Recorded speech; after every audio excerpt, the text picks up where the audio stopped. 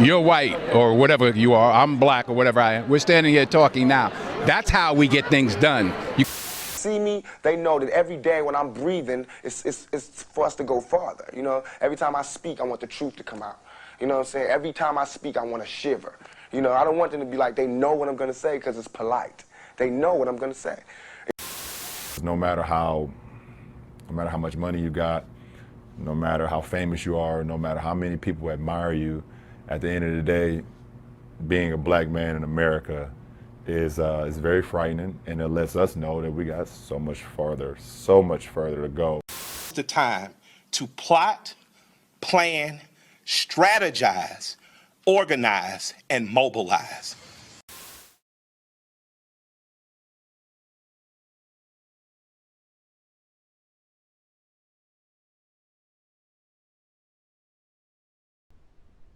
Welcome everyone to Off the Track Podcast, the conversation that get to the heart of what matters and discuss meaningful topics. Off the Track Podcast is a platform for USC track and field athletes to express their thoughts and feelings on anything and everything. We represent a community and a family of different races, orientations, and people in general who have come to accept one another for who they are. It is with this in mind that we continue conversations on how to improve that in everyday society. We are not politicians, we are not life coaches, and we are not judgmental people.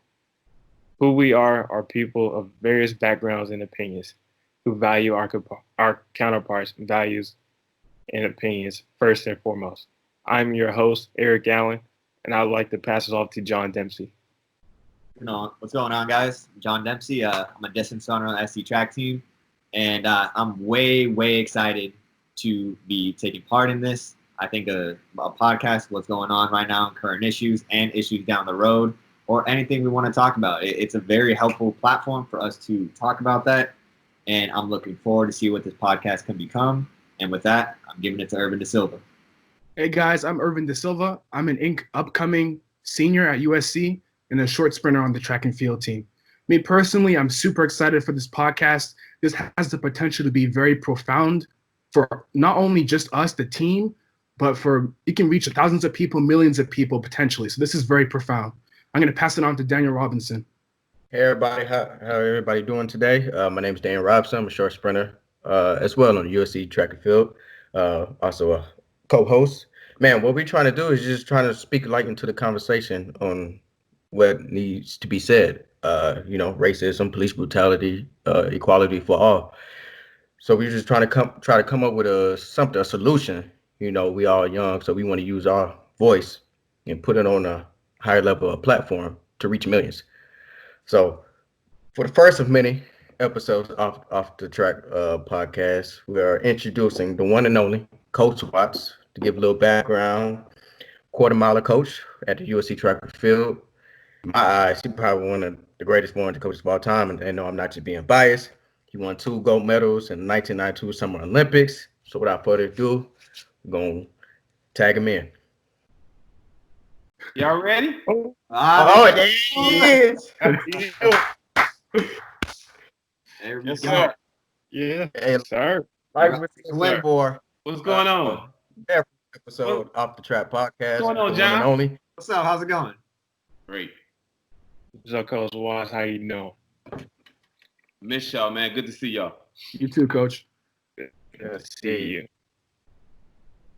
So how's your family doing?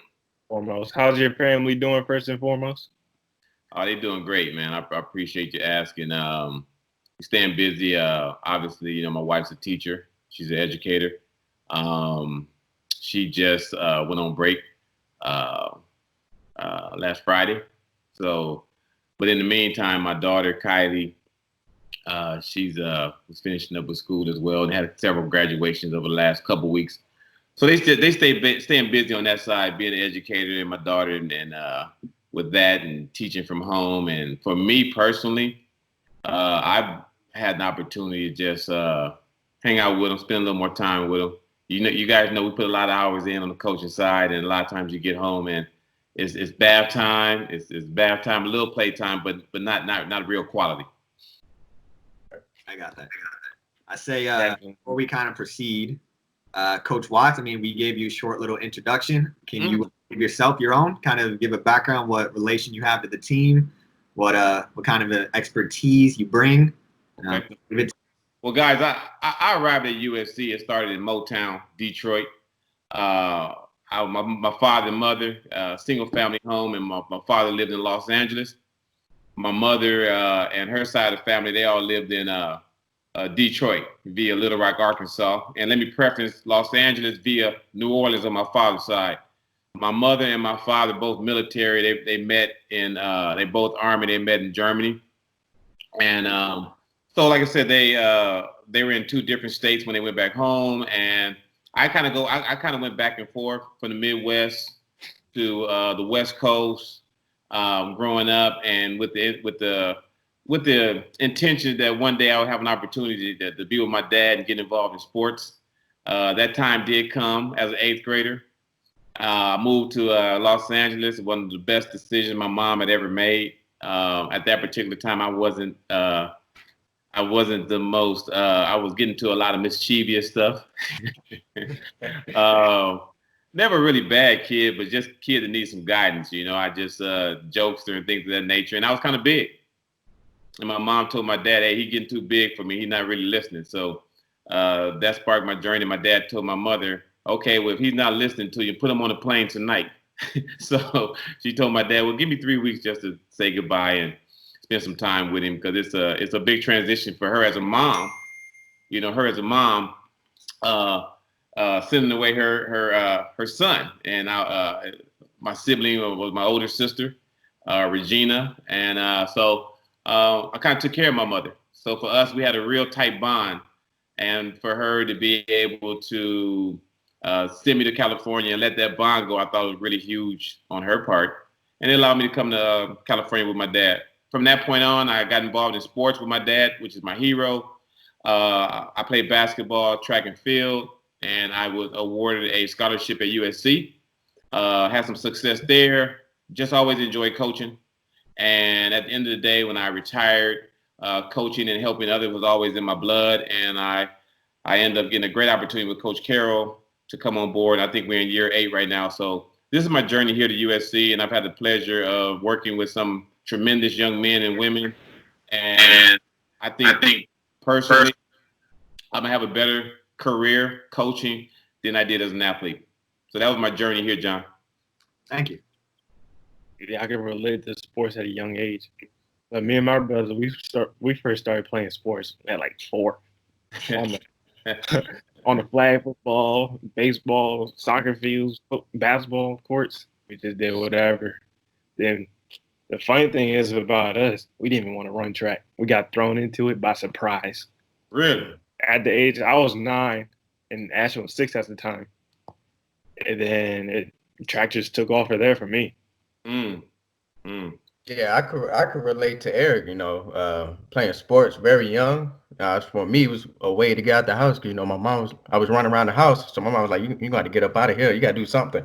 So from the around the age of 4, it's been baseball, football, track, golf, whatever. Just throw me in different sports to keep myself busy. Awesome. I think that kind of goes with like kind of a common theme with a lot of us. I mean, mine grew up on the soccer field, never was any good at baseball, was not good at basketball. But on the soccer field, I mean, I was pretty good as a kid because I was just so much faster than everybody. So, Nice. like, I was able to take that. Then you go to PE in middle school and high school, and like, not a lot of people can run miles that fast. That's right. That in the track. Man, that's awesome. I've seen a lot of great athletes come from the soccer, so that's awesome, John. You must have some sweet feet too, dribble with your feet. That's a lot of coordination. It's been a long time since I touched a soccer ball. I mean, it's funny. I talked to in middle school. The club coach that I was on, he was the high school coach at the one that I went to, and he always held that on me. He held that on me for 4 years, saying, "Man, you would have been a good right wing." I was like, "Coach, I'm going to SC now." Like, that's a great story. Yeah. Coach Watts, you got a birthday coming up. Juneteenth. Juneteenth. Big day. Now, Everyone's talking about it. I don't think everybody knows what it really is. Yeah. So what does Juneteenth mean to you?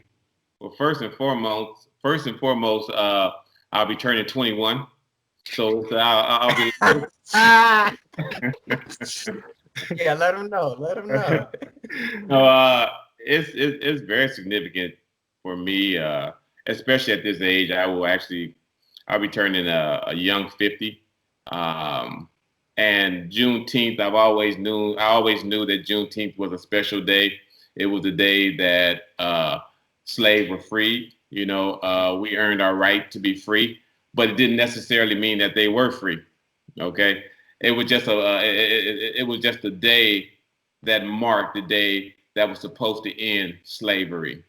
And for me, being born that particular day and being a Juneteenth baby in my 50s and in my history, and now that I'm more just educated about the history and what my parents went through, my parents' parents, what they went through, and just hearing the stories, it resonates with me different now than it did with me as a kid.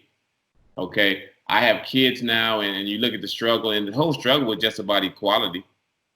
Okay, you know, 1865 was just telling a particular color of people that looked like me, hey, you guys are equal now, which was a huge injustice. And the fact that we were told we were equal was not the case. Was not the case, because some people, slave owners, they did not want slaves to be free. And so that was a whole struggle for the next couple of years. And with that being said, it's been a journey. So my day, Juneteenth, is a very special day, and it reminds me of just the journey of Black people.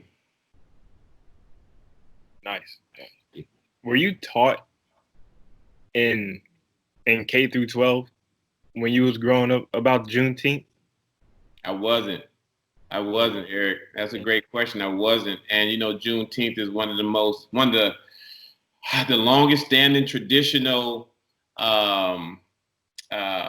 important days in our national history, but it's not celebrated. It's not celebrated at all. And I'm not going to say it's not celebrated at all, but there could be more, and there should be a celebration, because it's a celebration of freedom. It's a celebration of peace. It's a great celebration. You know, it's a great celebration of equality. So no, Eric, I wasn't educated about Juneteenth. I just knew from my parents and that I was born on a special day. Interesting. I know for me, in high school, I took like the highest level of U.S. history you could take. We talked about emancipation briefly, then we jumped to 1870 Reconstruction of the South. Mm. And I was like, whoa, we just missed 10 years. Right. Yes. Yeah. I was like, how we going to, like, come on. And the question is why? Why did we miss 10 years? I'm missing it. Yeah. You know. I think another question that arises from this, I think I open this to all of you guys. What about not knowing or learning about Juneteenth in like growing up? How does that personally make you feel? Man, it's embarrassing because it's our history. And, you know, the thing is, when we go to school, you're supposed to teach and you're supposed to learn about everything. Now, throughout the years, when you have elementary, you have middle and high school, it's just certain topics that they don't bring up, which I don't understand. So with us, we basically have to fall on our own, doing our own research and to find out, okay, what is Juneteenth? What is the real meaning of even February, Black History Month? Because they don't go into deep details on that. So it's like we all have to come together as people to teach the history, because it's just not being taught in the school system. I agree. See, I break down history as his story. Right. They will tell the story however they want it.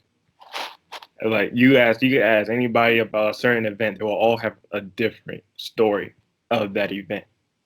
And then you see the landscape in America, predominantly white. They want to hide all of the all the violence and the looting, all the wreckage that was caused for a very long period of time. They just want to show the good in them. That's the stuff that's shown in the history books. That's why there's classes now. I'm glad there's classes coming up now that are African American history based. I know my school, the Bullitt School in Potomac, Maryland, they first started African American history my senior year, and both my brothers took the course. So I'm glad that happened. But yeah, I just break down history as his story. Absolutely. I mean, just like we in history we talk about the Berlin Wall. Just like in history we talk about the Holocaust, we talk about the concentration camp. Juneteenth is a very special day in history that we should talk about, and we shouldn't be scared to talk about it because it's a very special day. And I think sometimes, to your point, Eric, a lot of times, John and Irvin, we try to be perfect in talking about certain issues, and don't try to be perfect. Let's just talk about the issue. Because the way we can educate and the way we could understand each other is to understand where each other has come from. And there are certain days in our history that we need to make sure we magnify, and we need to make sure we keep at the forefront of history, because history has different colors. And the color for blacks and that prominent day is 1865. And that's a prominent day, and we should that should always be celebrated. The Juneteenth day, it should always be recognized. Now, to bounce off what you said, it's basically, we just need to stop trying to be politically correct and just come real. Like, this is what happened in our world. This is history, and this the things that needs to be taught down from generation to generation. Yeah. And that right there develops trust. It's just like you come in. One of the things that we always talk about, John, Irvin, Eric, D-Rob, whether it's right or wrong, we talk about having accountability on the track, true or false. True. And no matter what the accountability is, whether I wronged you or I said something that I didn't mean, if you bring it to my attention and we can have dialogue and we can have conversation about it, I promise you I won't do it again, because you're my friend and I don't want to hurt. Not you, my friend, but I'm not y'all friend. but you guys, I hold in great regard as your coach. And I don't want to never say anything again, John, Eric, that may have hurt you. I want to take accountability and I want to correct that. And what we have to do in society, don't be afraid of making mistakes. Take accountability. Mm-hmm. And once you start taking accountability, we can have corrections. And too many times, what we're seeing right now, and what we've seen over the years, your generation, my generation, and the generation before me, accountability is rolling down and affecting at the bottom with the ball. We got to roll the ball to the top and start holding people atop in the political arena, the police chiefs in that particular arena. If your officers aren't doing their job, you got to get fired. Right. The coach, if I'm out there doing impermissible recruiting, right? Yeah. We have what's called coaches accountability, head coach's responsibility. And the responsibility of the head coach is to make sure that her culture, that staff, is breathing and that she's fostering a culture of accountability. So we all have to sign off every Monday in our staff, not every Monday, but in our staff meetings, from compliance. We are updated on what's permissible, what's impermissible, so that we do the right thing in recruiting. We don't have to cheat to win. But there's accountability. If Coach Carroll does not enforce that, and I do something wrong, they can fire her. You know why? You didn't foster this culture. So what if we took that, Irvin and John? What if we took that? What if we took that blueprint and put it in society?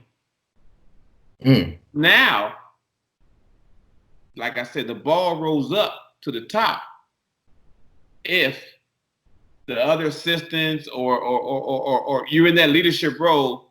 If your coaches or your officers, if they're not doing their job, see, once the top becomes accountable, and once the top has to constantly enforce equality and fairness, what's going to happen is if I get out there on a call and I see something that's not right, I may have to say, "Hey, hold on, Coach Ray.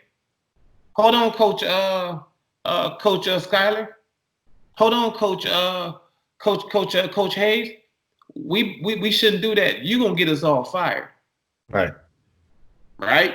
Yeah. Right. Once we start saying, "Hey, no, we're not gonna tolerate that because that's not tolerated in our culture, in our workspace," then I think we can make some change. I think I want to, yeah. Yeah, accountability is key in all of this. Sending people to a high standard. Just going off what you said. I mean, we all from the highest power because they the one who can control all of this. They need to be held accountable, and it's like a triangle effect. You know what I'm saying? It starts from the top, and then it works its way down to the citizens. Right. So what you said hit the nail on the coffin, really. Hey guys, we can make change, but the ball got to start rolling up to the top. Yeah. Right. And if you're in the leadership, position, I don't, Eric, I don't know if you guys mind if I kind of go off on a little tangent a little bit. Is we good? Go ahead. Like we got to look at our leadership. The leadership that we have right now, he's not hearing. Mm. In order to be a great leader, okay, there's many attributes and there's many things you can do to be a great leader. But you got to be a great listener. Not a good listener, a great listener. Because if we had a great leader, our great leader would see the pain in the eyes of America that has went global. If we had a great leader, our leader would hear the pain that's coming out of the voices of America, right? It's not a black or white thing. Yeah, we're fighting for justice for Black Lives Matter, absolutely. But you seeing people that do not look like me or that are not black, and I'm proud and I get excited when I see people like that. They're yelling and they're protesting and they're nonviolent, but they are saying, "Hear us, stop killing blacks." If our leader would hear that, we can get a hold of this thing. It's nothing that our leader said to calm this nation. You know what calmed this nation? Our leader took the Bible. Our leader took force on innocent protesters of all colors. And he took that Bible and he held that Bible. But the problem was he didn't open that Bible. He didn't know a thing in that Bible. Because that Bible does not talk about hate. And I'm for all religion, all spirituality, whatever your case is, I'm about love. The next day, guys, think about this, guys. The next day, people forming their own opinion and say, "Wait a minute, that's not right." Then you start seeing cops kneeling with the crowds, with the protesters, right? You start seeing the cops kneeling and having dialogue with the protesters. Hey, you start seeing the protesters, getting their point up, and they say, "Wait a minute, the officers are hearing us." So now they start taking knee together. So my thing, guys, great leadership has to have great accountability. So kind of while you were talking about that, I'm trying to formulate a question as well. And I think a lot of what comes down to the death of George Floyd and why it has such magnanimous impact is not only that he died being a person of color, and let me not phrase that died. He murdered a person of color. Yeah. But I think the outrage came because clear as day, everybody saw it. Everybody knows how he died. Everybody knows that it was a murder, and yet no accountability there was no accountability whatsoever. Yes. I think that was the utmost reason as to why this outrage has gotten to the point that it did. Yes. So your question is, do I think that was the straw that broke the camel's back? Yeah. Absolutely. Because John, I appreciate you. Just hearing you, you don't look like me, white guy, and you're on this panel with us, and to hear you defending the actions, whether or not you're white, black, but defending the actions of someone who clearly murdered. And I love how you corrected that. I love how you corrected, because he was clearly murdered. It brings my heart joy, and that's what we're trying to have. And that's what's great about this podcast, because it's diversity here, and we're trying to understand each other. And if you have any kind of humanity in you, you don't believe in anything like that. There's no place for it. But it broke the straw back, because Aubrey, what was the young man named Aubrey? Ahmaud Arbery. Yeah. Like this young man was jogging. Mm. Yeah. I love real estate. I'm passionate for real estate. A young man named Ricky Morgan. You guys all know Ricky. He was on our team. You know, when we're out at different meets over the last couple of years, in the morning when we go on our shakeout, we would walk around different neighborhoods looking at houses, because he loved property. Mm. So we would go out there, me, Ricky, a couple of coaches, and it struck a nerve with me, because the first thing I thought about was, wow, this young man went in admiring property. He's from the area. He jogs in the area all the time. But he went in, looked at a piece of property, came out, continued on his way on his jog. He had no idea that death right behind him. Yeah. He had no idea that death was right behind him. He had no idea he was not going to make it home. That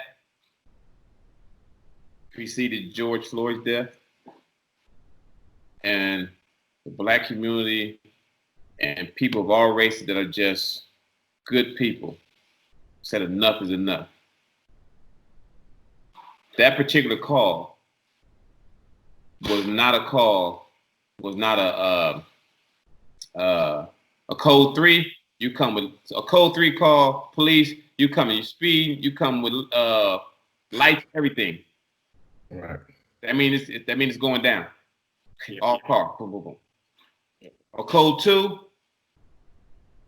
you get there, no lights, okay? But get there in a hurry.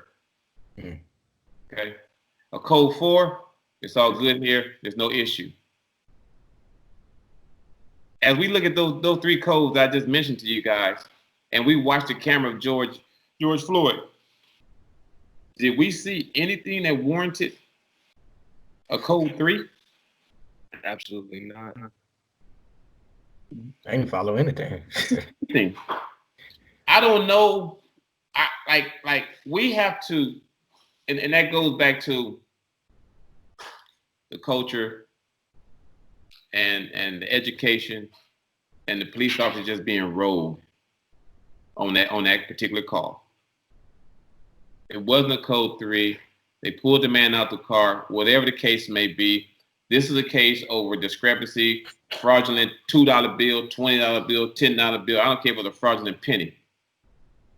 When you arrive on the scene, with your professionalism, you have to assess the scene. This is not a scene where somebody should die. Yeah. And John, that's what broke the camel's back. Yeah. Thank you for that. Yeah. What broke it for me was like, yes, it happened again. And it was the city it happened in. I was like, oh, no. Minneapolis again. Because a few years before, we had Philando Castile. Yes. I went down in his car.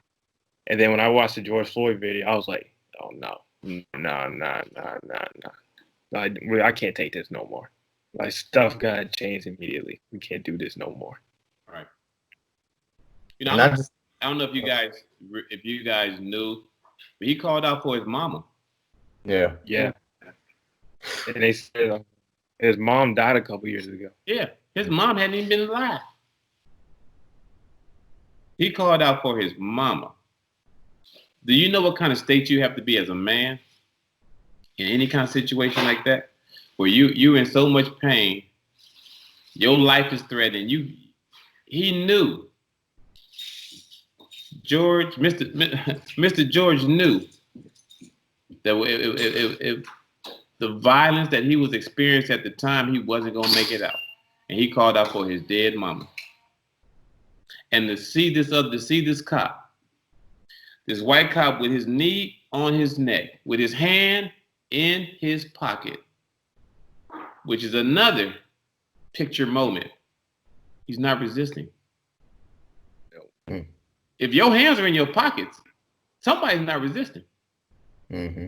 Why can't we let him up? Yeah. Okay. Go ahead. Yeah. Yeah. Yeah. Go ahead.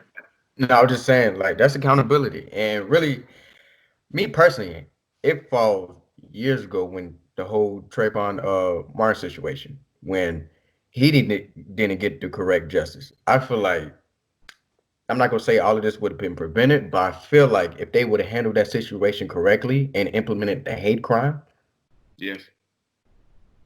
a lot of black people would have lost their life. Because you take that particular incident where he goes to the gas station, like everybody. I go to the gas station and get a drink and some snacks on a late night. What? A What is drink? that? What? But Stop it, John. Stop it. go to the go to the gas station, get it's in the community. It's what we do. And then to come out and have you're not even an officer approach you, ask you questions, this your neighborhood, and then resulted to death. Yeah. And then justice comes after that. I mean, it was just open season for all black people to get killed. And it hurts for me to say that, but it just shows where we at in America. Yeah. I think like feeding off the idea of Trayvon Martin, because I think it's weird because Trayvon, I think that's a reason why a lot of people that we see out protesting are of younger age as well. Because social media, we're able to allow our voices to go out more heard. But one of the things that I saw when looking at a lot of this, a lot of people now are at the age in which they were alive for Trayvon Martin. They grew up with the idea of Trayvon Martin. That dude was as old as we were. Yes, he was. And I think it's at a certain point that, like, you bring up Maud Aubrey, and like I talked about kind of the beginning, like, I'm a distance runner. I go out and runs all the time by myself, and never have I felt that fear. Well, there was I'm not sure if she was an agent, but I think it was after Aubrey's death. There was a lady who went in the same house before. She came out, nobody bothered. White lady, nobody bothered. But it's just, so John, what happens is John, and with what we're trying to get America to understand, black people don't want to be treated better. Just treat us equal. Like we're not like we've always been a people. We've always been a loving people. The only thing what happens is when people of color, black people of color,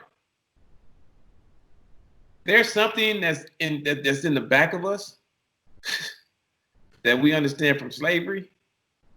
When we're trying to be equal and somebody treats us different then that would raise the hair on our back. Yes. And that's what you see us sometimes we kind of get out of character. Some would say out of character, but we nervous. We nervous because somebody may have ran a stoplight. And to your point, like you said, you jog all day long and never have to worry about going home, John. Yeah. You may get in your car, drive home. Now these three may get in their car and drive home. If a police car gets behind them, they're going to have a different experience or feeling than if one gets behind you. If one gets behind you, you might not even notice it. Yeah, when one gets behind me, handstands, all my hair stands out. Yeah, people of color, we start going right into, okay, and if the lights come on, John, if the light come on, like, oh, Lord, okay. First thing we start doing, what did my mom, what did my dad tell me? Let me make sure I'm very calm so that I can get out of this situation and I can make it home. for example, just like I got all kind of officers in my family. My uncle who just passed away, my Uncle Larry, he was very instrumental in my athletic career. When my dad got a divorce, my Uncle Larry came to live with me, him and his wife. And they were like my surrogate mother and father, you know, and very instrumental. He was a sheriff. My best friend went to USC. Marvin Pollard played football for USC. My godson, his son goes to USC. CJ Pollard. That's my best friend. He's LAPD and he went on to be a sheriff. My family is loaded with law enforcement detectives, but they've always taught me, Quincy, give respect. You're going to give respect. And they said, this is how we treat people. People run a stoplight. People run a red light. I still got to do my job. I got to check to make sure there's not a DUI situation occurring here. I got to make sure I pull them over and I go, hey, when I go to the car, I treat them with respect. And when you treat people with respect, Quincy, you know, sometimes I say, hey, you know what? It's just a warning. Be careful. Go on about your way. If it's a DUI, I pull them out and say, hey, you know what? Maybe we can get somebody to come pick you up. I just stood there with people, had somebody else come pick them up, and then they drive the car off. So we don't have to be overly aggressive. And it's not the uniform, it's the people that step foot in that uniform that are bad people that give that uniform a really bad name. Right. You know, and me personally, so John, you remember Johnny Gray? Johnny Gray, he was American record holder in 800 for many years. The name sounds familiar. I don't think I could put it in my head like an image, but the name does sound familiar. He's an old guy like me, so you might not recognize him. He's an old guy like me. I'm the only dinosaur you can remember. So he was a great, great American 800-meter runner. Donovan broke his record a couple years ago. And he had a record like a 142.86, something like that. Very impressive. I say that to say we were training in 2001, 2001-ish, the end of my career, and we were out in Simi Valley. And I had to go to the DMV that day. So he said, well, it's the DMV right over here. So Johnny Gray, his small son at the time, I think his son may have been about 4, and myself, we went to the DMV. Well, a cop car gets behind us. Strange. So we're in the strip mall, and the cop car revs up real fast to my bumper. As I'm looking at my rear view, I'm like, okay, what's this about? So like, man, what is that? We have no idea. So I said, well, his light's not on, so I'm just gonna keep going to the DMV, you know. Go to the DMV. Oh, sorry, we go into the Taco Bell first. Go to Taco Bell. Did not want to go into the Taco Bell, John, but we said, let's just get out. Let's park here. Let's go into Taco Bell. Let's try to de-escalate this thing. This is what people of color have to do with a kid. We get out with the kid.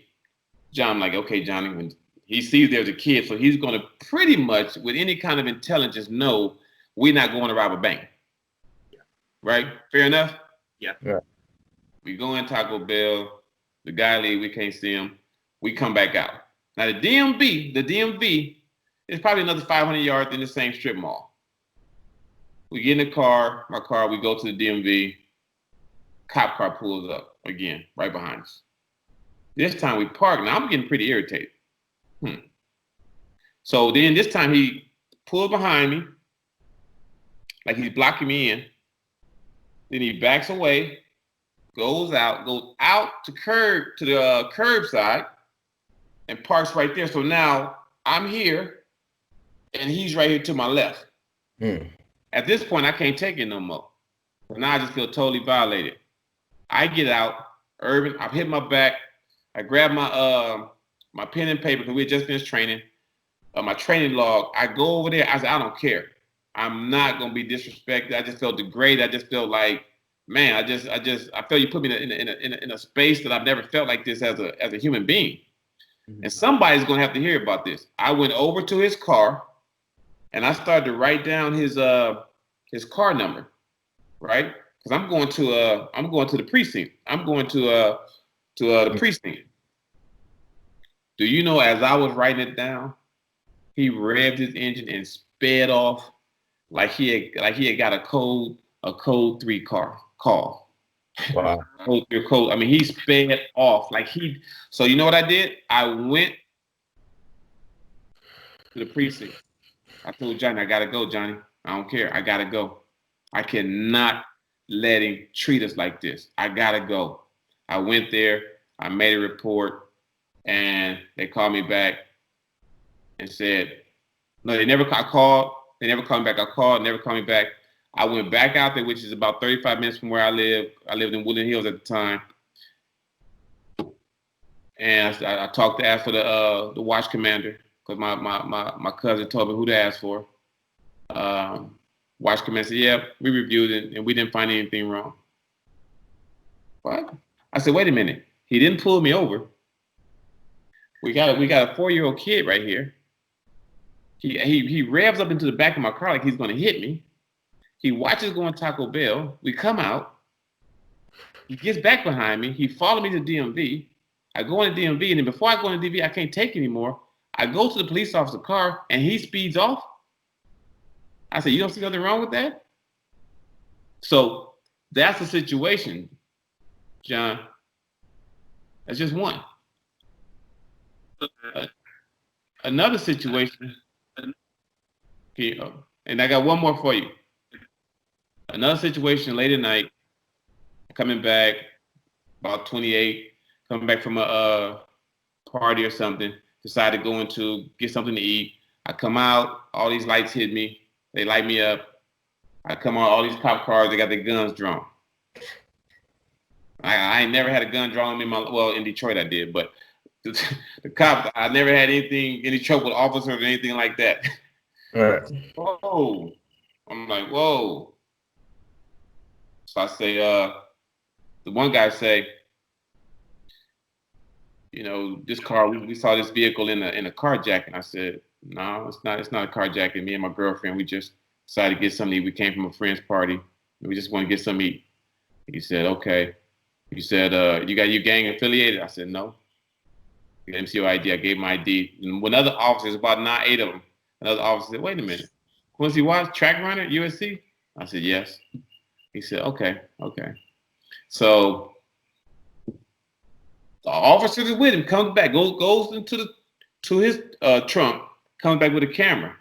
Urban, he tell me, raise your jacket. I want to take a picture of you. I said, for what? Raise your shirt. I want to take a picture of tattoos. I said, I don't have no tattoos. He said, well, I didn't take a picture of it. I said, no, I'm not raising my shirt up, and you're not taking a picture of me. That particular officer over there recognized me. He knows who I am, and if you check with him, he'll let you know who I am. He recognized me. And another thing, I want to be very clear, officer. I'm not here to give you any problem. My whole family is full of officers. I just want you to know that. Again, I got to throw something out there. Yeah. Yeah. And that's just sad because, like you said, you going to get something to eat, and you just have guns drawn on you in a matter of seconds, just like that. So for my next question, with that being said, do you have to tell your kids or your nephews or the younger people who may be driving or not yet driving about when you out there in the streets, just be mindful? Like, have you had any conversation with them? Oh, I mean, absolutely, because I have conversation with them because I just want them to be safe. Right. I have conversation with them because I just don't want them to run into the wrong people. I don't want them to run into a cop that's overly aggressive, or an officer that's overly aggressive, or an officer that's a racist, or an officer that doesn't like people of color. So I try to educate them on, you have to be smart in the things that you do. Don't go flying down the street. I know this is all cool. I just try to be safe. And if you do encounter someone, just be very respectful. Ask, why are you being stopped? If you're in the wrong, be accountable so you can get home. If you ran a stop sign, you didn't see the officer, he caught you. Hey, just be accountable. If you were speeding and he clocked you, just be accountable, because it can go south very fast. Mm-hmm. Yeah. And D Rob, what was the other part of that question? Oh, like, do you feel like the narrative has changed? Because, you know, especially when you're out there driving and you're going out, it should be more of, you know, be safe of your surroundings. Now the narrative is like, okay, when you get pulled over, this is what you need to do, and we like hopping on and like over saying these things other than just telling them, you know, when you get in the car, put the seatbelt on. Do you feel like the narrative's changing in today's society with that? Oh, I mean, the narrative's always been there. It's always been there for people of color. Right. You know what I mean? It's always been there. It's gonna be there for my son Quincy. Mm-hmm. You know, I'm gonna have to tell him, hey, look, I'm gonna have to tell him, look here, this is who you are as a black man. In this household, we have no color lines. Period. I am a mentor, and I coach, and I've been coaching a very diverse group of young men and young women, different cultures, different backgrounds. And I no way can be a model for them if when I come back to my home, I'm a racist or I'm teaching racism. That's just who I am. You guys know I don't even allow certain words at practice. Right. If I hear something slip out in a joking manner, I am first to correct it. Because I'm uncomfortable with that. That's not how I don't want you to know as your coach, and you guys are jiving around or having fun or whoever. And that's when I say you guys, not you guys, but I'm just saying in general, if I hear something, that's not a part of me. Right? That's unacceptable. That's not who I am, and that's not what I'm trying to foster with the young men and women that I see on a day-to-day basis. I just can't do that. So I have to teach Quincy in our household. We look in our household of no color lines. There have been so many people that do not look like me that have helped me along the way.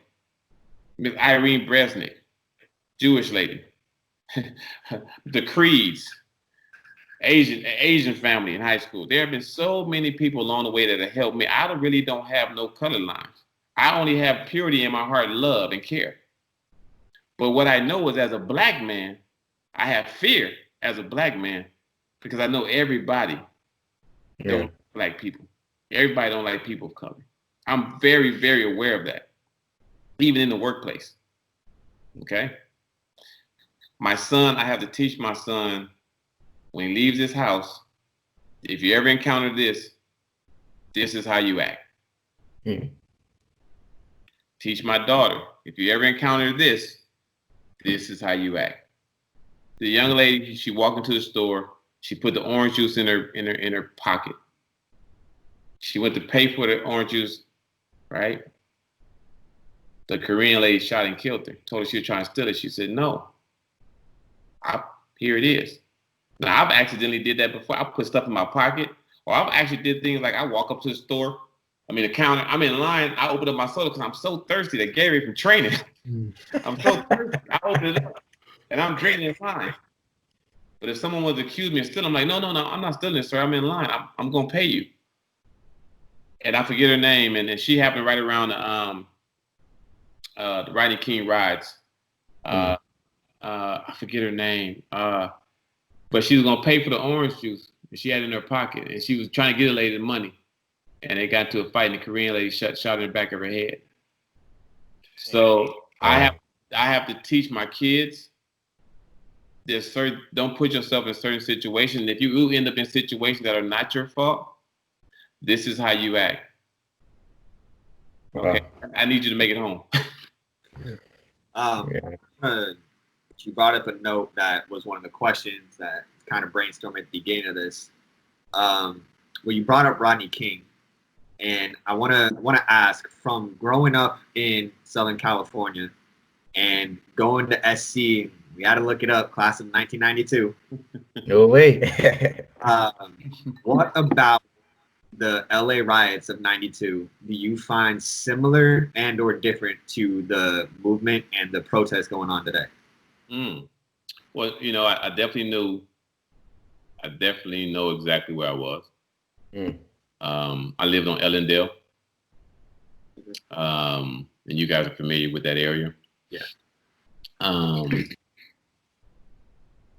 And it was,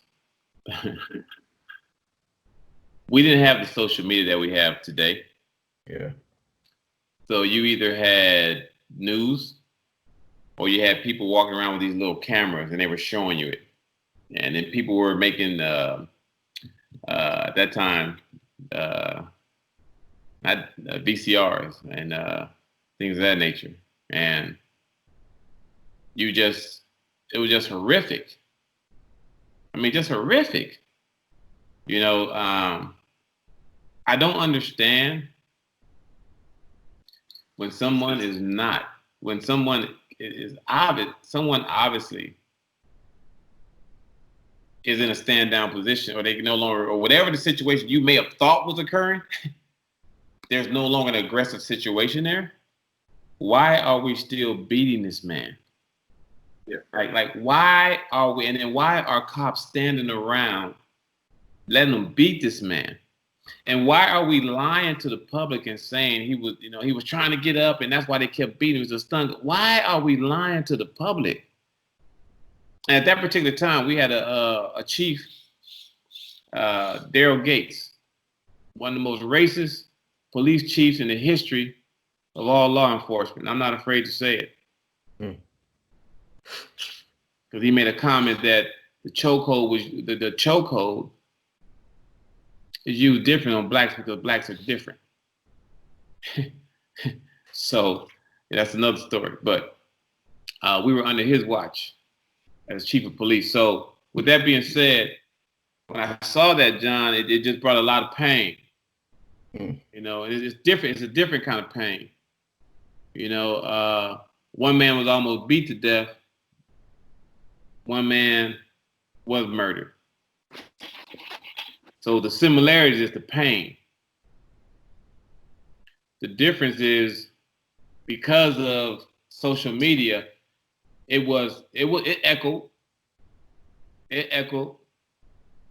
across the nation, but nothing like right now. Social media and this particular movement right here is one of the biggest movements that I've ever been a part of in my generation, and I'm calling this history. This history right here, guys. Yeah. This is history. This is more powerful than any other movement that I've been a part of or since I've been alive. And since we're talking to the Rodney King, that was on another scale for Los Angeles. Because that brutality, they almost burned LA down. Yeah. They almost burned Los Angeles down. Another thing, what I like, and I don't even want to, I hate to say what I like in this wake. It's not what I like. I should say what I'm humbled by is how everyone is coming together and saying no more. Of all races, all colors, they're saying no more. And in '92, the looters are absolutely wrong. Period. '92, 2020, the looters are wrong, but I understand their frustration. Right? I understand their frustration. And there's a guy downtown, he had a store. And that's why I say, guys, it's really, you got to always be a great listener and hear a different perspective. There's a guy downtown, Joe Stallworth, he has a store. And I bought a shirt for him. And he said, I have insurance. Tear the place up. I have insurance. I can get the merchandise back. I can restock the store. But that little girl is never going to get Mr. Floyd back. Mm-hmm. Yeah. And that perspective, I hadn't heard from an actual storefront owner. And now it gave me even more perspective about what we're doing now as humanity and understanding lives matter, Black lives matter. And and the looters, they absolutely disagree 1,000%. I disagree with what they're doing, you know. But looters in LA, Rodney King, 1992, looters here, 2020. The thing that's the major difference, though,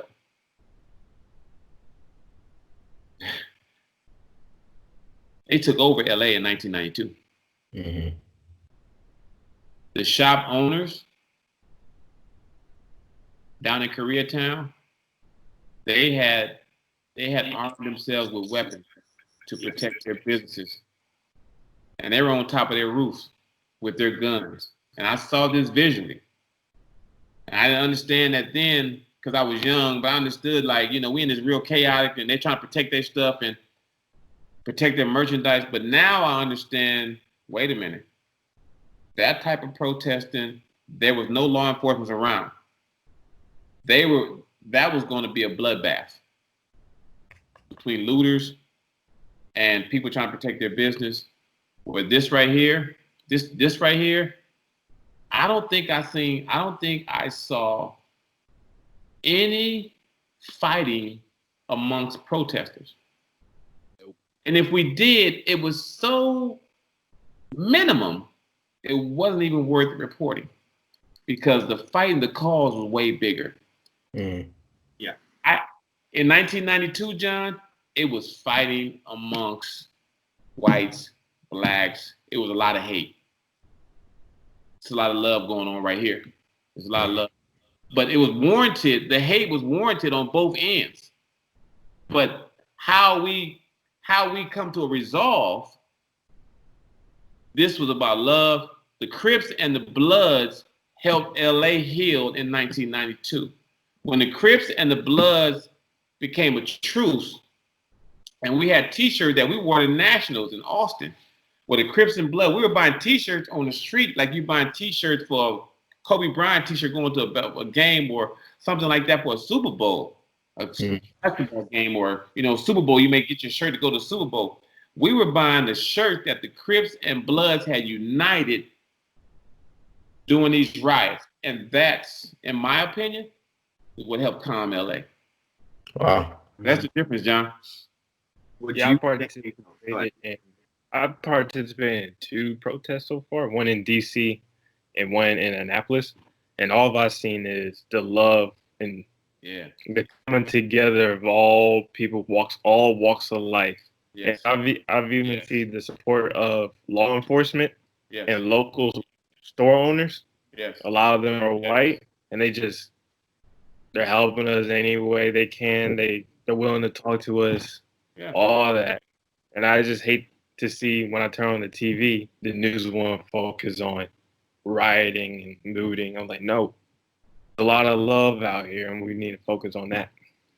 And you hit it on the nail on the head. You know, let's focus on the change. Let's focus on how we change it. Let's focus on the peace. Let's focus on the harmony. Let's focus on all the love that we're giving out toward all colors, but specifically George Floyd right now and his family with this tragedy, and all the ones that have preceded him over the last few months. You know, let's focus on all the love. Let's put our energy there, because there's change coming. Yeah. And there's big change with this energy. Okay, there's big change. The biggest change is going to be when all this die down. When we go back to the workforce, we got to demand change. Right? Yeah. Right? Yeah. And speaking with demand and change, one thing I've been advocating a lot is, I mean, we got to go vote. Like, we got to get the right people in office. And I'm glad that you brought that up, because I know for us minorities, I can speak for my generation, but it's like when we talk about voting, it's like the thing they quick to say is, oh, I don't vote because, you know, they're going to pick who they want to pick, or I don't want to vote because, you know, I just don't want to vote. But we'll be quick when some new shoes come out. We'll be quick to vote for an MVP for a sports league. Our priorities is different. We got a line. we have got to put the things in its right perspective. So my question is for you: why does specifically in the Black community have the stigma that? I can hear you. Go ahead. Say it again, please. No, I'm saying my question is why in the Black community there's a stigma of why we don't vote? Because back in, if I'm correct, I was doing some research back in 2016 during that election, it was a major drop in percentage of Black voters. Yeah. So why do you feel that the Black community don't vote as much as other nationalities and ethnicities? Well, sometimes in the Black community, we think our vote not gonna matter. Just be quite frank, you know, we think it's not gonna matter. But we have to be accountable, and we have to make sure that the people that we are surrounded get out there and vote. My grandmother made sure I voted. She stayed on me and made sure I voted. Right. She stayed on me and made sure I voted. Right. And with that being said, I voted this last time on my own without, like, my wife. They had already mailed theirs in. Me training. I mean, we practicing doing all these things. I went and voted on my own and at the library. But it's not about what happened then. It's gonna be different now with your generation. The thing about it now is your generation, they're seeing how they can impact, because we cannot have the wrong person in the White House. We cannot have the wrong person lead as our governor, as our mayor. Okay, all those decisions to be the right person is what's going to trickle down to the right person when we have our city councilmen and our chief of police. So we have to continue to get out there and educate ourselves, and remember, no leadership or the wrong leadership, all chaos. The right leadership, minimum chaos. The wrong leadership, all chaos. Right. So I think a lot of times we you know, it takes certain times to get people attention. You know, and we've turned out pretty good sometimes. We vote when we think there needs to be a change, or we vote when something bad has happened. But we need to change that, and we need to be able to vote from the smallest of our in our cities all the way to the White House. We just need to be very conscious and get very conscious about who we're putting in charge, but who our leaders are. Yeah, I know. Heading into the 2016 election, our generation, we were just under the age limit to vote, but we wanted to vote so bad. Yeah. And then when all the results came in, we was like, there's no way. Right. And we was like, right, we can't wait till 2020. Like, this can't last. Like, we have a strong voice now, we got to use it. And I think a lot of people in this last election, he's not. No way Donald Trump's gonna win. You know, no way Donald Trump's gonna win. They didn't even take him serious. You know, and you know, guys, hey, I'm a demo. You got Republicans. Okay. Hey, everybody has a right to be what they want to be. Okay. And a lot of times it's different tax brackets, to be quite frank with you. But I'm a demo, period. Now, what I am for whoever's in office to be a real accountable leader that we all can sleep at night as the United States, and we know that we're in great leadership. We may not agree with everything, but that's the right that we have, and that's why everybody wants to. Well, that's why everybody used to want to come to the United States of America. But this was the place to be, because no matter what your color is, this is a land of opportunity. Okay.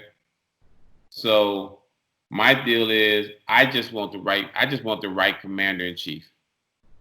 Bottom line, I want a right commander in chief that at the end of the day, they're a great listener, and to them, it's not about dollars and cents on the Republican side.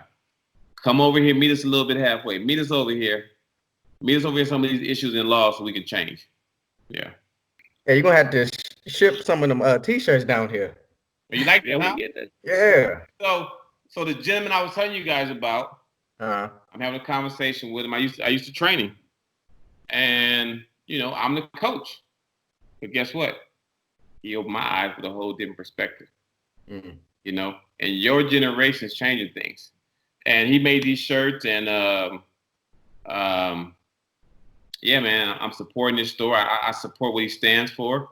And I really, really love his perspective of being a store owner and saying, wait a minute, nah, ain't about this store. I have insurance. But that little girl don't have her dad. Looters, I disagree with you, but I love your energy. So yeah. D-Rob, I'm gonna give you the website, so you go ahead and order your shirt. Yeah. And what happens is somebody put a go. He didn't even start it. Somebody put a GoFundMe account for him, and he's like, "Wow, he's been on USA Today." A lot of celebrities are just pouring in this little business owner for what he stands for in terms of loving everybody for who you are. No color line. I know that's an old slogan, but that's the real deal. Just coming together as a community, So yeah, it's pretty awesome. So kind of a question I was going to ask is, I'm a firm believer that no one is born racist and that it's simply Yeah. With that in mind, and you talk about the progression from the LA riots being filled with hatred to the protests today feeling like a lot of love, and you combine that with what you're seeing in our generation or the people that are out protesting, what sense of optimism do you feel deep down that this is a change that now actually will happen? Well, you know what? Great question. 1992 to today's protests, your generation just not having it. I'm gonna tell you right now, your generation simply more courageous, just better. There are more people speaking out, and there's more people coming together, but the intensity of togetherness is just as impactful and powerful as the intensity of officers being overly aggressive. Mm. We got the right intensity. We're overly aggressive now in the right area. Y'all standing for something, John, and that right there is what's going to make a change. And what was the last part of your question, John? It was that kind of was what I wanted to touch. It's just what sense of optimism are you feeling? Phew. Man, I'm so proud. I mean, look at me. I'm on the phone with you guys. Here, look at me. How old are you, John? I'm 19. 19. How old are you, D-Rob? 20. 20. How old are you, Eric? 20. 20. Man, man. You want to ask that question again? Or do you see why I'm excited now? You guys are going to make the change because you guys are bold, you guys are courageous, you guys are standing, you guys have a strong voice. Okay, that's change. And you're not trying to be perfect. Mm-hmm. John, we can't be perfect. Exactly. And that's why I'm optimistic about the future. Because this new generation, they're not trying to be perfect. They're not trying to have somebody review it. No. Let's get down and stick our teeth in the issue. Right. But as long as everybody come together and loving each other, you got to understand. You got to understand each other. Hold on, wait a minute, man. That white boy, hey man, don't say that. That's my friend John. No, don't talk about John. Hey John, why you with that black guy? Hey John, hey man. No, if you're not gonna say that about Irvin while he's here, don't say it when he's not away. Now you may lose a friend, but that's what I'm talking about. Right. That's how we change. Mm-hmm. Because if we can change people in our circles, we're going to change people inside the house. And there's a lot of racism inside the household. Yeah. Yeah, John. That's your point, John. It's a lot of racism inside the household. But what happens when you four go home and say, if this was the case, hey, Dad, no, that's my friend. Who do you think your parents love the most? You, right? Yep. Yeah. Right? You gonna if there was that kind of if there was that kind of tone in your household, and you didn't stand for it, who they gonna follow? Yeah. And if they don't follow, okay, Dad, Mom, but this is who I am as a young man and young woman. This is what I stand for. So, that's why I'm very optimistic. I'm excited about this generation. And y'all off the chain. Y'all give me headaches all day long. But you guys' fight and the fact that, I've become a better coach over the last 5 years because I had to learn quickly when I got to USC that this generation, John, is not like my generation. This generation has to have some skin in the game, and they have a lot to say. So you got to sit down and have conversation with this generation. And I started being successful as a coach when I started letting you guys have input in your own future. Once you have input in your own future, guys, guess what? You got ownership of this thing we're trying to do to be successful. I see that right now with you guys. You're taking ownership. You're taking ownership right now. And that's why we're going to be successful in the future. We're going to be better off in the future because of that. Yep. Agreed. One thing being talked about for the past couple of weeks is Black Power. Yeah. A lot of people discussing it. A lot of people kind of know what it means, but what does it mean to you? Well, the black fist or the clenching of the fist, for me, has always stood for something positive. Okay. When I was coming up as a kid, getting involved in athletics, sometimes I would get down on myself. I may do something bad. I see my dad, he's like, hey, come on. To me, that meant, keep your head up, Quincy. You can do it, Quincy. Like, don't get down on yourself. All those are positive words. All that's positive reinforcement. You can do this. So when he couldn't see me and I'm across the way, Black people develop this to communicate to the person over there. Hey, we good. As a slave, and you couldn't pick no more cotton, and you got broke down and you couldn't get up, they were like, hey, come on. You got this. Somebody come help that person up. Right?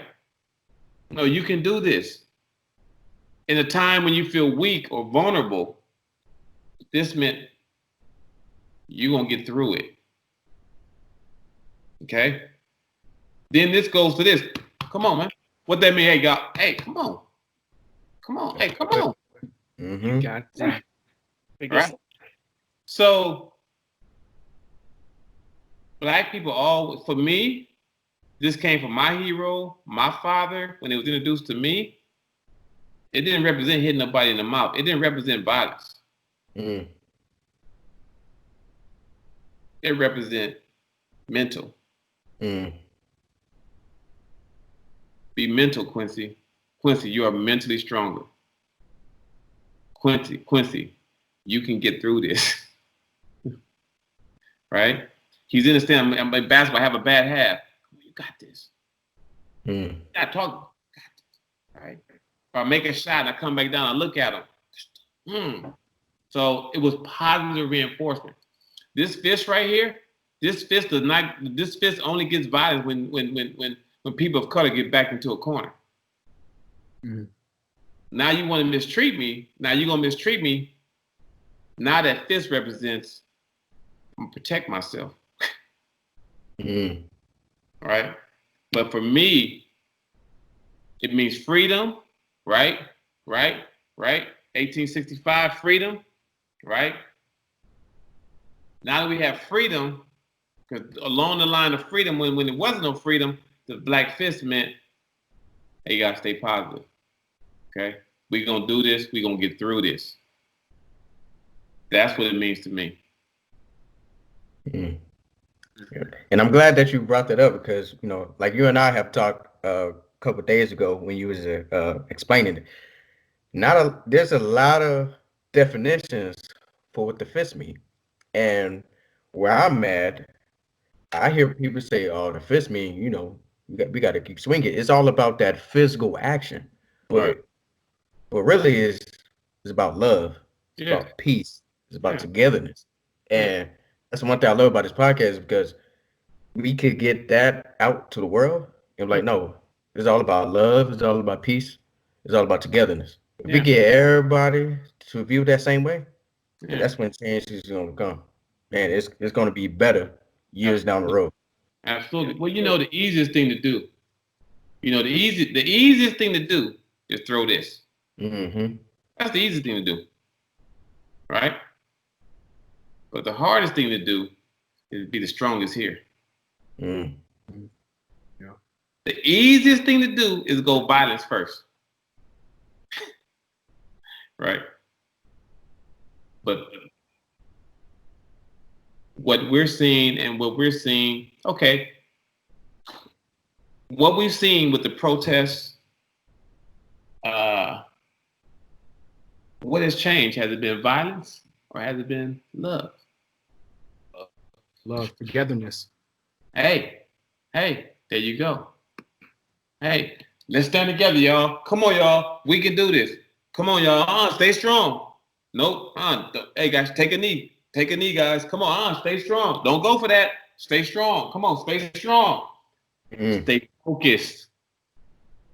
Right? Stay focused on this thing with peace. Stay focused on what our mission is. So, yeah.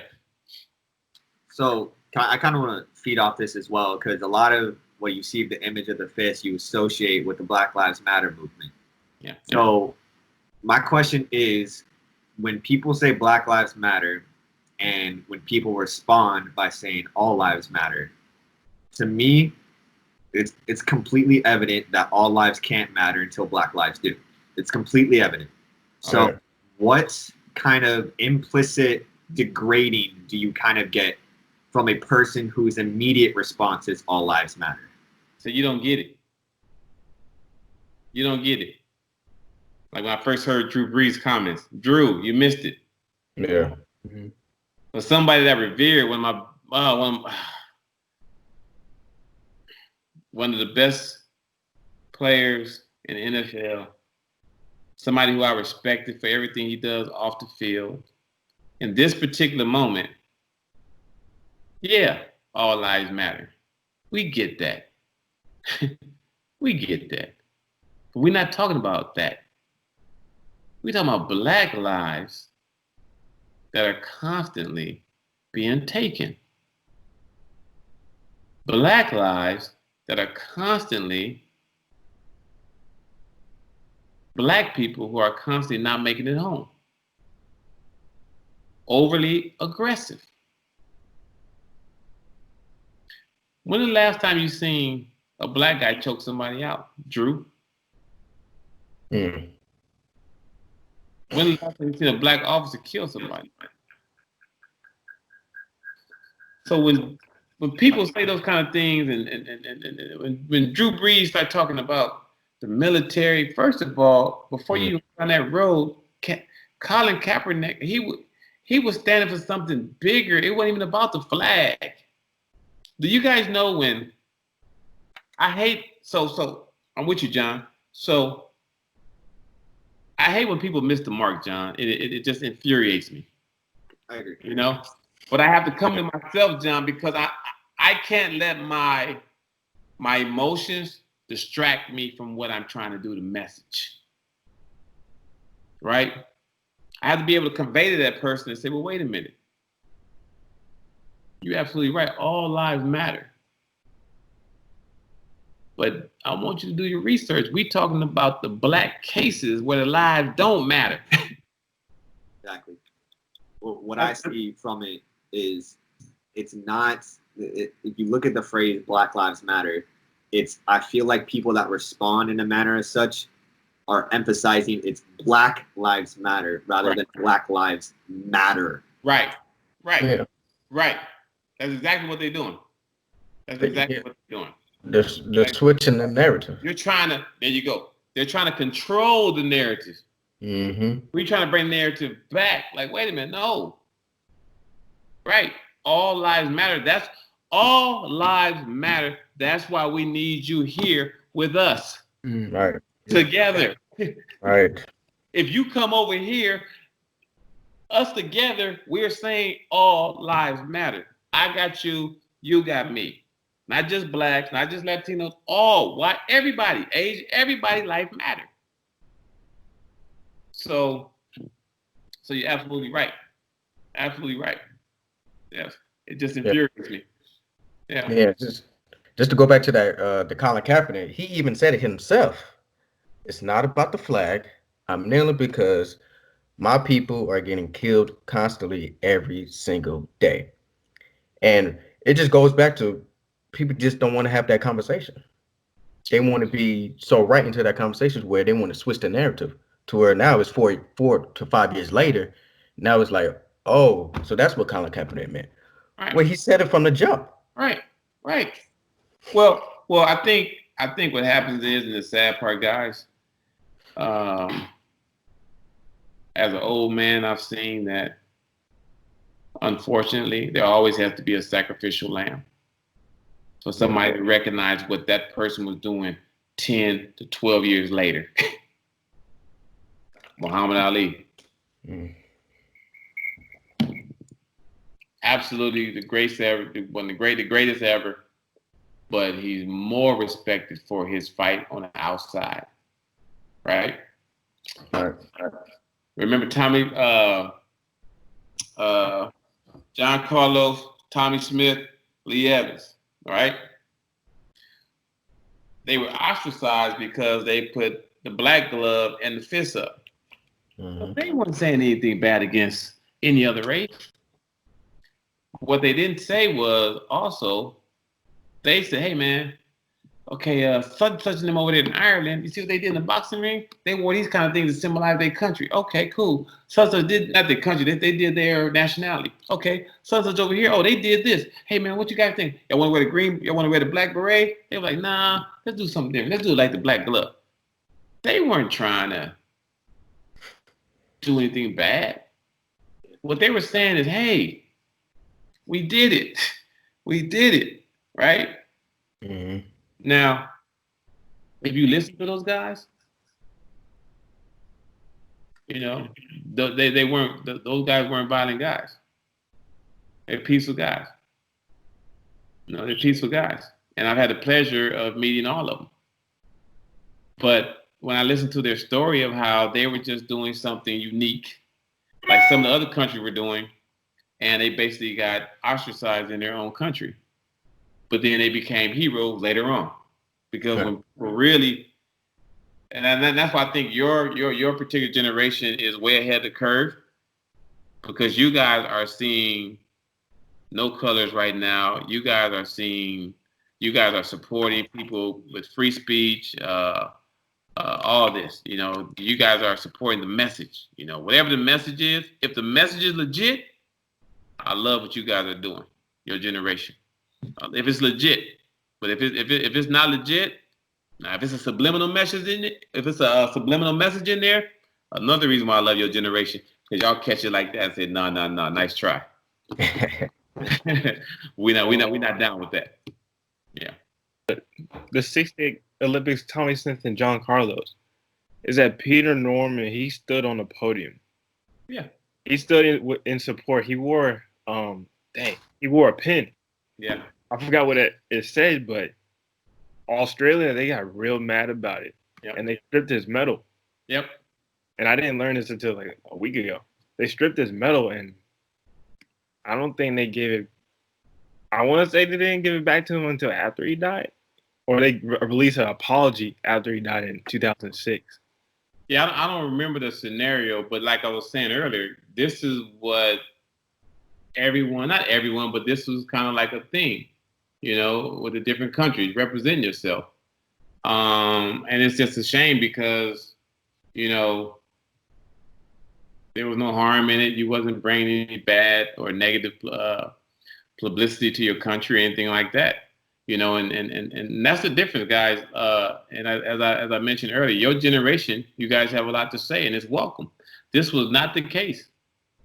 This was not the case. And this is way before my generation.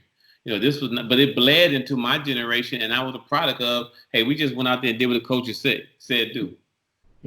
Not the case now. It's not the case now, and I think that's why your voice is going to be louder, stronger, and you guys will definitely create change. Yeah, because you have more and more athletes like LeBron James, these high-profile athletes coming together and just speaking on that platform. Yeah. So my question is, how do you view about that? What's your viewpoint on that? Because although you have some athletes, they have the high power to speak how they feel, and you also have others that, although they have the huge following, they just haven't said anything. Well, I'm not. If it wasn't for you guys, you probably wouldn't have. Nobody else would probably get me on this podcast. Mm-hmm. I'm a private person. Mm-hmm. But my love for you guys, the support for you guys, and what we're doing as a family, a USC family, that's why I'm here. Mm-hmm. You guys have heard me on the USC calls, and I've shared my truth about right when all this happened, and for some of you who were on, I think some of you may have been on there. You guys remember that when I shared my truth? Yeah. Yeah, and I think John, you were on it, John. Now, not only that, then I've did other things that support you guys and what you're trying to do, and that's my voice. My voice is with you guys in support any kind of way. Mm-hmm. And everybody's different, and you have to, and that's why I always say, be a great listener. We're all different. We're all different. Some of us are extroverts. Some of us are introverts. Okay, I'm kind of right down the middle. I love my space, but I love helping, and I'm a behind the scenes kind of guy. Hey, we doing this? Okay, let's go. What you need me to do? Let's go. That doesn't take away just because you're an out front guy, and I'm behind the scenes. You're talking. I'm lifting the boxes. We're still equal. Again, we got to get that narrative away. No more than the other person, right? Some people need to be out front because of their platform. Mm-hmm. Some people don't need to be out front, right? Because the message won't be delivered the same. But some people behind closed doors, they're the ones that come up with the message for the ones out front. That makes sense? Yeah. Yeah. And I just think that, understand, try not to prejudge. We don't know what others are doing behind closed doors. I don't know what Gabrielle Union is doing, but I know that store owner I was telling you guys about. Mm-hmm. He is so in awe of her support for his store and encouraging word that she texts him, that it's fueling his love for the movement, regardless of the glass that's on the ground. Mm-hmm. So that's what I mean. You just never know, D-Rob. But be great listeners, be fine-tuned, and you guys be the ones that say, well, we don't want to judge anybody and we don't know what they're doing, because at the end of the day, some people are leaders and they want to be out front. Some people don't want to be out front, but they definitely want to be a part of the movement. They definitely want to be pushing you. They're definitely carrying loads. They're definitely doing look at you got all the things that you guys are doing to create this whole thing, So, yeah, the ones who are out there that we see is great. I commend LeBron. LeBron is not my favorite player, but I gained so much respect for him. No, but I gained so much respect for him now as a man. Yeah. And his support. he's definitely a guy that now I would love to have lunch with. You know, there's some other guys the other guys that I like as players, but I don't want to have lunch with them. Right. You know, I would like to sit down with LeBron James as a man because I can learn from him. I would love to pick his brain, and he's the kind of man that I would like to talk to my son about the things that LeBron James is doing away from the court. You know, he's phenomenal. Look, my dad was crazy about LeBron James before he passed away, and my dad told me he was going to be my dad told me exactly why he was going to be great because he's an unselfish player when he first came in the league. My dad told me that. He said, "Listen, he's going to develop a shot, but that young man right there is an unselfish person. And anytime you have an unselfish person, you can build a team around that person." So that particular personality trait, you know, I see right now. He's being unselfish right now. He's giving himself for the cause. You know, he's giving himself for the cause. So, yeah. And I think that goes along kind of what was said. I think it was around 2 years ago when Kaepernick first appeared on the Nike ad, where it said, "Stand for something, even if it means sacrificing everything." Yeah. So do you think, like, that is most apparent of what's going on, in which we see a lot more people speaking out? We see a lot more people like LeBron, who has been told in the past to shut up and dribble. Right. These people recognize their platform and they're willing to sacrifice that. It's a different day now. Social media, you know, social media has social media makes it very clear your followers. Yeah. And we can take the word followers out and we can say social media has made it very clear your power. Because followers are power. Mm-hmm.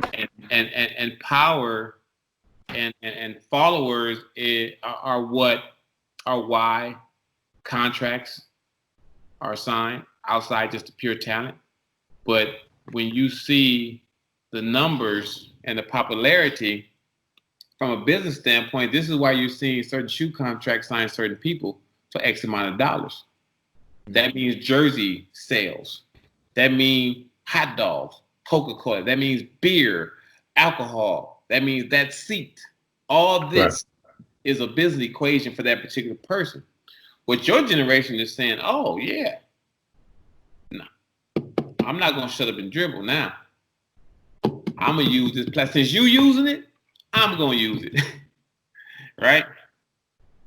And I'm going to use it to be a voice, and you're either going to have to get on board with me. It's not even like LeBron and these young men and women. They're not even asking permission.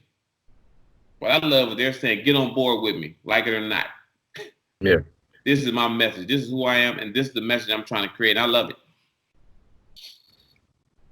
Yeah, that goes to basically the conversation that we're having. They having in their own homes, and they educating themselves that, you know, I don't need to be approved by anybody. Like, right is right, is wrong is wrong. So I'm just gonna use my voice and speak out. So yeah. And sometimes you might not like it. You may not like how, like, I may like how LeBron delivered his message, but I might not like how who else is out there giving a strong message? I mean, J. Cole dropped a song yesterday.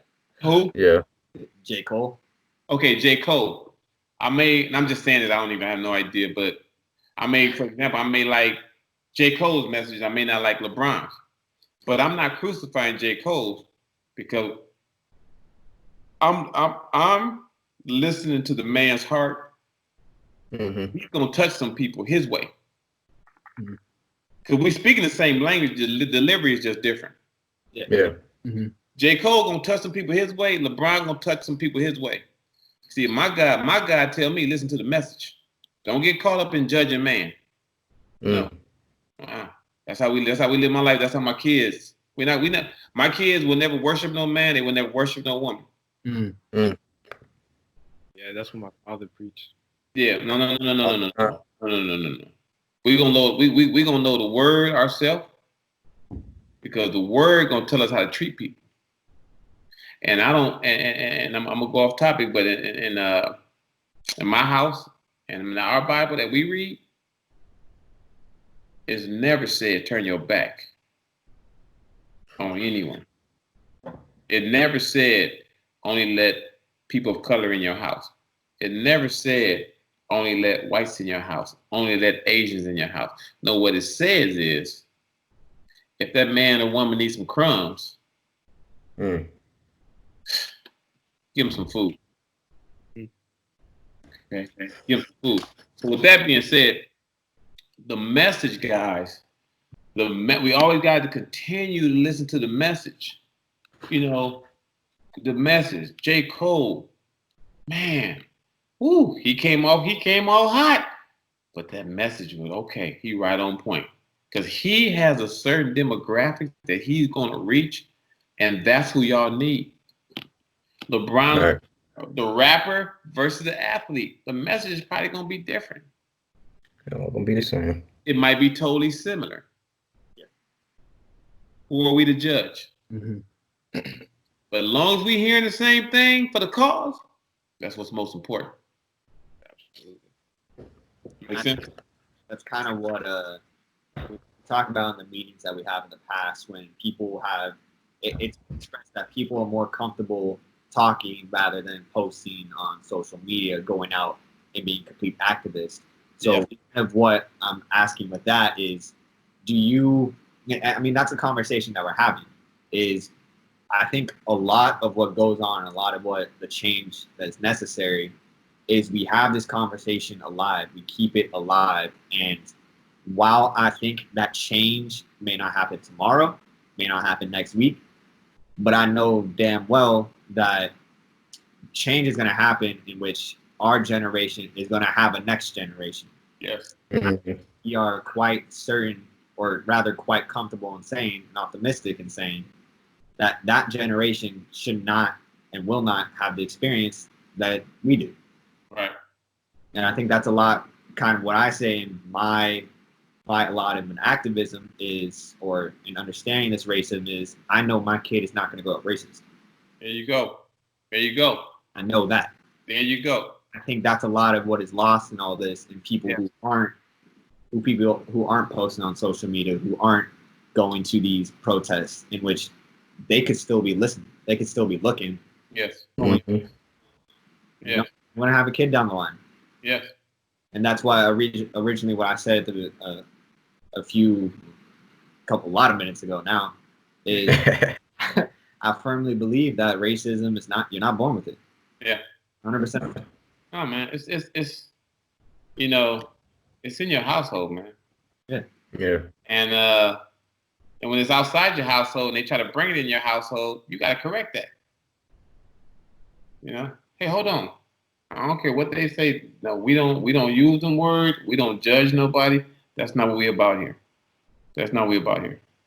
You know, and you know, your parents, you know, our parents, they have a huge obligation. They love us unconditionally, but they have, and with that, they have a huge obligation to teach us everything about the world.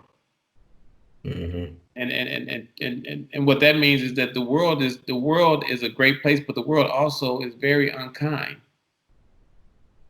The world, sometimes you go in the world and you can step on a thorn and it hurt. But that's what your parents did say. That's okay. It's okay. Let that person judge you. We're not gonna worry about that person. Right? Let that person be racist. That's not who we are. We're not gonna take that and bring that energy in here, and we're not gonna put that energy back out on somebody else. No. You just gotta lesson how the world is, and we're gonna be better. Yeah, we're gonna be better. Yeah. That's indeed. And that's how we're gonna get change. Like you teaching your kids, hey, it's all about love. It's all about, respect. And then whenever they have kids, they're gonna teach the same thing. Like I said, it's that triangle effect. Yeah. You're gonna start up here, start with the parents, teaching their kids the right things, be respectful, be truthful, et cetera, and then that's just gonna trickle down to when they with their friends and they out by themselves. Oh, what did my parents taught me? Oh no, y'all being disrespectful. Nah, that's not how I roll. So that triangle What that gonna do with your friends? That's gonna show your friends. Oh, when I'm around this person, I gotta act. I gotta act accordingly. There you So, go. yeah. There you go. That's my point. That was my point earlier. Like, that's my point. And it's crazy because I got my two best friends in college look like me. My two best friends in high school don't look like me. I ain't never had no color lines, man. I just like good people. Yeah. Bottom line. I ain't never been like that. I come from Detroit, and coming to California was a real culture shock because my dad had just he had just got married, and he moved to the Valley. So at that particular time in 84, predominantly all white area, suburbs, so I was in with a real big culture shock, and so the people who I played basketball with at the park didn't look like me. Right? So what I don't understand is, okay, if I'm at the park with this guy every day, we get along, I come home, he wait for me, I wait for him, we go get something to eat, we go to the park together. Now all of a sudden he can't be when I go inside my house, he can't be my friend because he white. Oh, Quincy can't be your friend because he black? Like, what we talking about here? But now, if you need that liver transplant, is that black liver good enough? Exactly. If you need that, is that white liver good enough?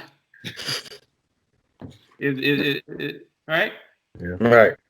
Is an Asian liver good enough? It's all good enough when you want your kid to live. Mm-hmm.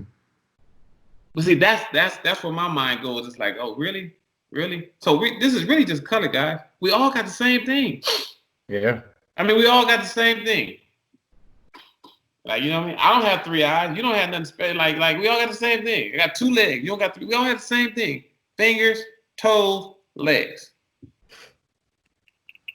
Organs inside are the same. How come we're not racist? Let me back that up. How come people are not racist? Because none of us are racist. How come people are not racist when it comes to receiving an organ? Life or death. They view one life more important than the other. Why do we have to go? Why does it have to be a life or death situation for us to love each other? We can do that before that situation. That's what we're talking about, right, John? That's what we're talking about, right, Irvin? Yep. Yeah. That's what we're talking about. That's how I see it. Yeah, it's so simple, but yeah, it's still so complex when you try to teach it to other people, and that's really the question. What John said, I think Irvin, somebody alluded to it. You were kind of talking about it. Yeah, we okay here to be friends, but what complicates it, we don't want to be this person here when we go back here. Yeah. And that's where we're failing, guys. That's what we love, we hug, we cry for that liver transplant, all that. And I'm not saying those lives will change. What I'm saying is, in certain spaces like that, when we go back, we not the same person, impactful person. We don't stand for the same thing. Because see, when you standing for this and you stand for that, there is no message. But it's clear cut what you stand for, John. Yeah. It's clear cut what you stand for, D-Rob. It's clear, Eric. It's clear. Right? Now, if anyone ever get up this podcast and we do anything different, shame on us. Yeah. Oh man. You got to be willing to lose some friends to be a righteous person, a person of good character, a person of integrity, a person of no color lines. Okay? It's called trimming the fat in your life. Yeah. I first experienced that in middle school because Mm. I've always had white friends in my life, Mhm. and then I had some friends who were mad because I was friends with this white guy who had a disability, so he Mm. always get picked on every day. I like, Mm. man, I like it. This ain't right. You can't do that. See? There's like, what are you doing? You whitewash now? Like nah, man. I'm just treating him right. So it's like, are you friends with me or friends with him? I'm like, Whoa. so that put me in a predicament. I was like, man, Whoa. I thought about it. I was like, that ain't right. Wow. So I was So like, you I'm gonna be scared. with him. There you go. Yep. There you go. And see, that's Treat him right. that's huge on your part because that just shows your heart. Because one, it ain't about color with you, and then two, like you was a friend to a guy who's probably hard to make friends. Yeah. You showed your humility was to somebody who you say you had a disability. Somebody have a disability, and you took the time to make somebody with a disability say, "Hey, make them feel regular." Like you didn't hold that disability against them, where you have these bullies testing your character and your integrity. But it goes back to what we're saying, John. Eric made a decision based on his household, Mm-hmm. but you were taught in your household, Yep. not a follower. Yeah. That's very powerful. Very powerful. Let's And see. then over time, they started to see what was really going on, and they started to come back in. And they was like, all right, I apologize for what I did. I'm willing to be friends with you and cooperate, There you go. all that jazz. Yeah. Yeah. Again, you got to stand for something. And when they tried to pull you to the negative, you stood tall. And what you did is your energy pulled them back to you. Like, nah, if y'all want to be my friends, y'all got to come over here with me. Mm-hmm. Yeah. So, Yeah, it's like one of the things my mom always preaches when I was young is that you take more energy I to know. hate than to do love. Mm. There you go. If you really think about it, it has no, you're not wasting anything when you just put out love, put out respect, put out integrity, intelligence. When it comes to, oh, I'm gonna be mad at this person, or I'm gonna be racist at this person, you, you just tearing your own self up. Yeah. Yeah, D-Rock And, can relate to that because I can't hold a grudge longer than 18. yeah, Yeah. Man. and that's the beautiful thing that we're trying to promote our love, promote our peace, promote our integrity. Because at the end of the day, we are the same. Yeah. We may different things. You may brush our teeth, like stuff like that. But at the end of the day, we the same people. Like if we cut ourselves, we all gonna bleed red. But it's so hard to tell someone that who has their heart filled with Yeah. evil and hatred. Yeah.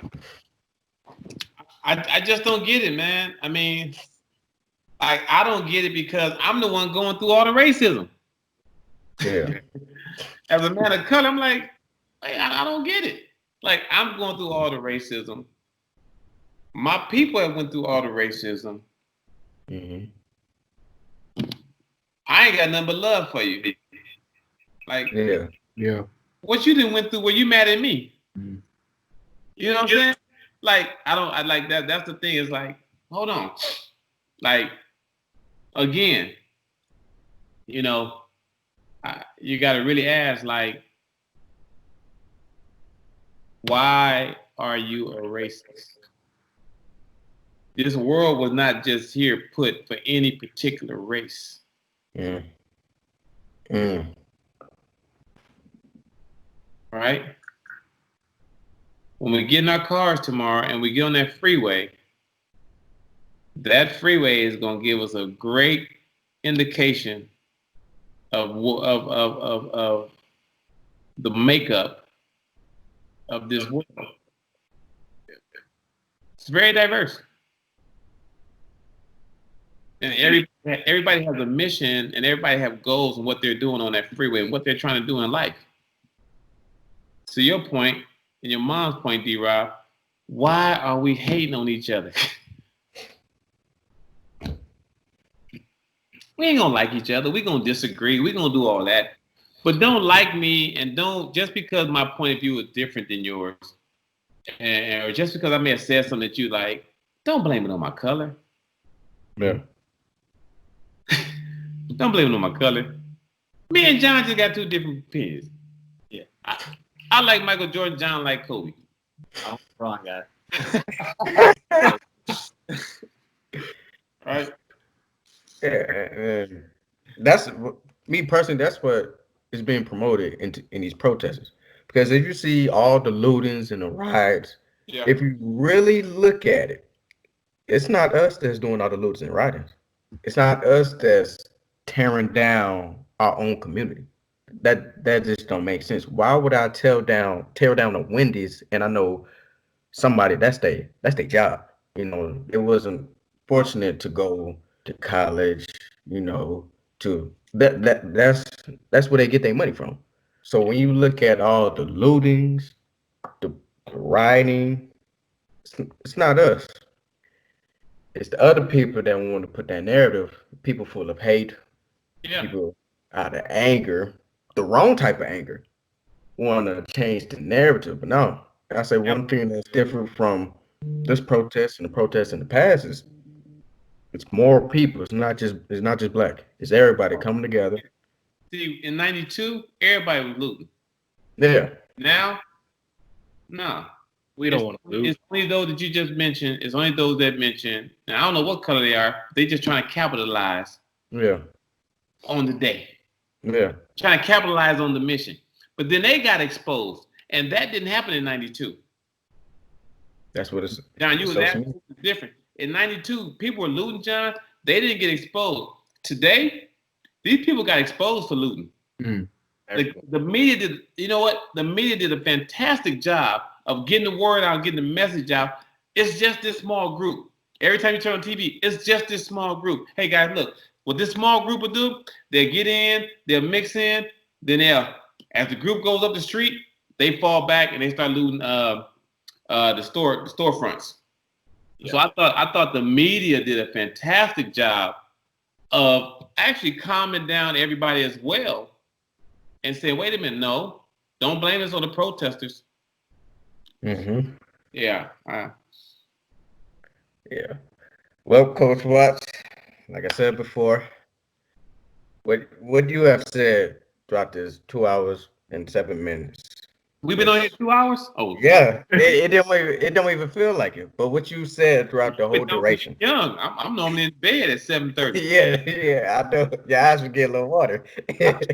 but what you said, you know, throughout this whole time is that, you know, you spoke volume. You really brought out that OG perspective, and that's what we need, and that's what's going to bring change. Everybody come together, no matter how old you are, how young you are, having this conversation, having the right conversation, not just saying anything, promoting love, promoting peace, promoting intelligence, et cetera, and putting that out to the world. Because at the end of the day, change is going to come, but it's all about us and how we promote that change. I love it, man. It wasn't perfect. Look, y'all, what I like about it, you guys didn't try to be perfect. I love it. You know, we hit on some really, really crucial points. You know, we tapped into some specific areas. And I appreciate you guys having me on. And I love the fact that you guys weren't trying to be perfect. You guys trying to look, let's get some answers. Let's get some answers to change. So that was awesome. Absolutely. Thank you for your wisdom, Coach Watts. I appreciate it. Hey, awesome, man. Awesome. All right, y'all. Fight on. Great birthday. Fight on, Coach. All right. All right. Major shout out to Coach Watts for joining us today. We thank you all for listening. I know for sure, speaking in my case, there was a lot to talk about, a lot to open our eyes on, and a lot to take into our heart and mind. And, you know, I'm going to give it to Eric and D-Rob because I feel like they have a lot to say with the same thing. Yeah, these are the type of conversations we plan on having in the future. I feel like it's important to get down to the nitty gritty and talk about the uncomfortable topics in society to come up with a solution, because I feel like our generation is the change. We can create a huge shift in society, in the global society, but we have to act now. We have a momentum on our side, and this is no time to stop. We just gotta keep on going. Yeah, like what my co-host said, John and Eric, our generation is the generation that's gonna make change. Okay, we need to keep our foot on the pedal. You know, when everything goes back to normal, we still need to go out there and speak light. We still need to go out there and represent ourselves at a high fashion. We still need to go out there and make change. And we get everybody. The whole point of this podcast is to bring in people who walk different sides of life. Okay, but what we're getting is that when they walk different sides of life, they all have the same viewpoints. So our goal is to come up here and spread love, spread passion, spread ideas, solutions to make change. And this Off the Track podcast, and this is the first of many episodes. That's all I got. All right. Kind of quick closing remarks. You know, this podcast was created as a project that the USC track and field team had in mind to what steps we wanted to take towards fighting the cause that's going on right now. It was one of 5. There's 4 others. You can check them out all on the USC track and field page. We got a Juneteenth video explaining kind of what we talked about earlier, but a good video from our own teammates describing what Juneteenth is. We got masks that are going to go up for sale that are going to be used to donate to a Black Lives Matter organization. We got, like I said, follow our Instagram page because there's going to be a lot of educational posts going on as to what we can read, what we can watch to be informed. And pay attention to the voter PSA that we're going to have on campus at SC soon that will get a lot of us informed on how to vote and why we need to vote. And with that, I think this is the proper time to close the first episode of Off the Track. We'll see you next week. Fight on. See ya. Fight on.